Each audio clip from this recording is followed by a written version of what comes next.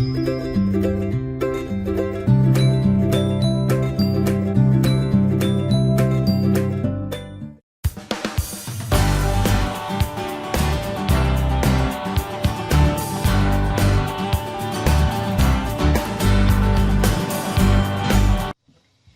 chào tất cả các bạn đã quay trở lại kênh YouTube Thanh Vân Flower của chúng tôi.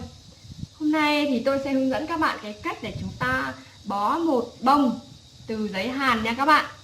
Thì cái mẫu bó này cũng là được một bạn, bạn ấy đã inbox và nhờ mình hướng dẫn bạn ấy cách để bó cái bó hoa này. Thì mình sẽ hướng dẫn luôn ở đây để cho nếu như bạn nào mà cần thì các bạn có thể tham khảo ạ.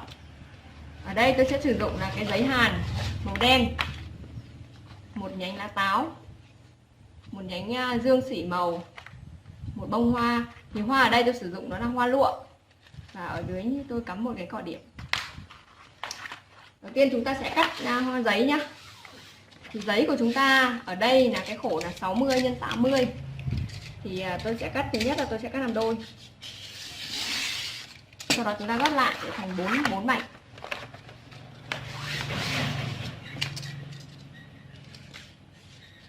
Chúng ta gấp lại thành 4 mảnh. Thì 2 mảnh này chúng ta để nguyên, còn 2 mảnh còn lại chúng ta sẽ gấp đôi lần nữa và chúng ta cắt. Chúng ta sẽ cắt thành 4 mảnh nhỏ hơn. Đó. Như vậy là chúng ta đã cắt xong giấy nhá. Chúng ta sẽ đầu tiên là tôi sẽ hướng dẫn các bạn về cách để chúng ta lên cái hoa này nhá. Thì cái bông hoa này chúng ta sẽ để ở giữa này. Tiếp theo chúng ta để hai cái nhánh này ở hai bên, nhánh cái lá hương xỉ này ta sẽ để hai bên. Đó. Còn cái bên còn lại chúng ta sẽ để nhành lá táo.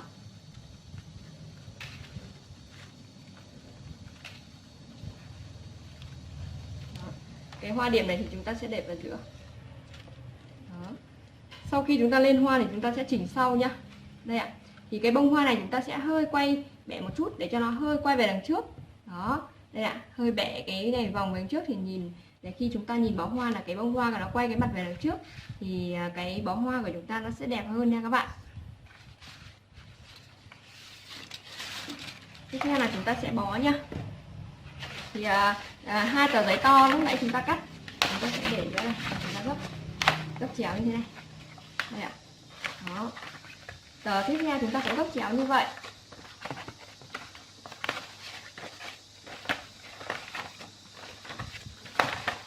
Chúng ta để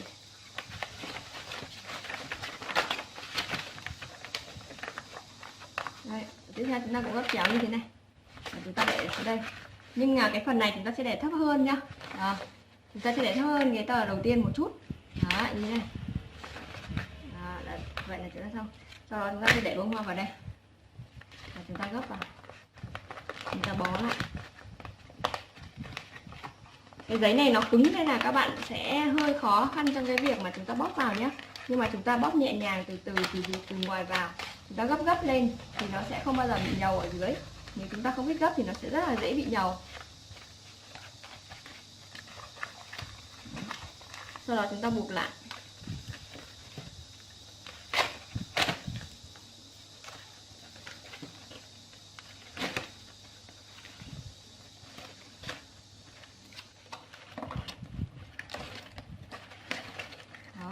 Lúc này thì chúng ta sẽ chỉnh này.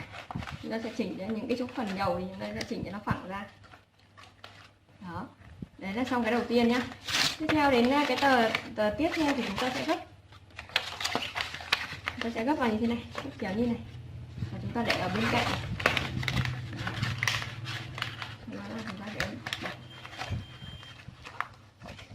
Đó.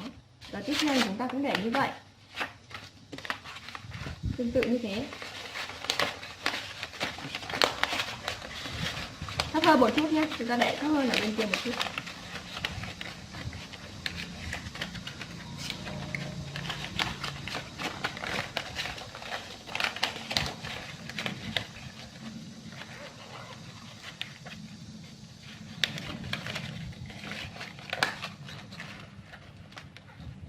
Đó. Đây.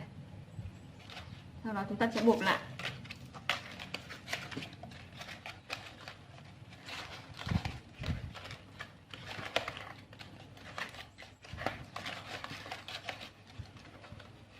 Đây cái giấy này nó rất là cứng nên là chúng ta bóp nhẹ nhàng thì nó sẽ không bị nhàu nhé. Nếu chúng ta không bóp nhẹ nhàng nó sẽ dễ bị nhàu. Đến 2 tờ dưới này chúng ta sẽ bóp theo giấy này.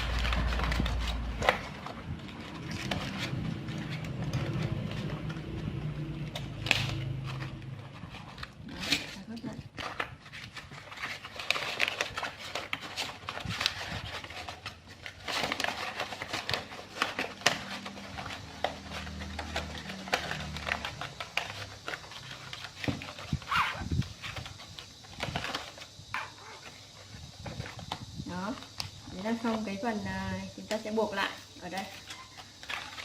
2 tờ tiếp mình buộc lại.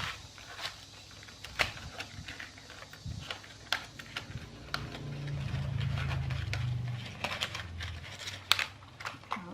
Phần này thừa ra thì chúng ta sẽ cắt đi.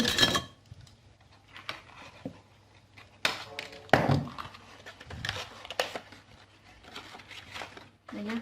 Lúc này chúng ta sẽ chỉnh này, chúng ta sẽ chỉnh hoa điểm là 1 này, chỉnh các cái cỏ này sao cho nó cân đối. Đó.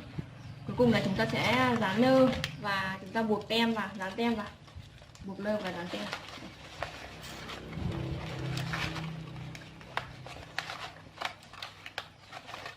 Chỉnh nơ nhé.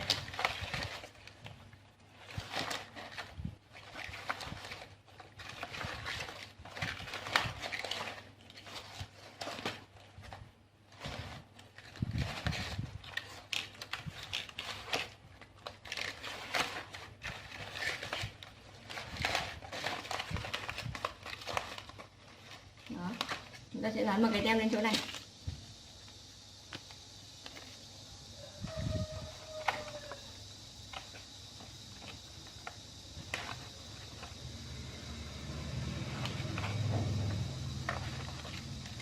Đây là sản phẩm của chúng ta.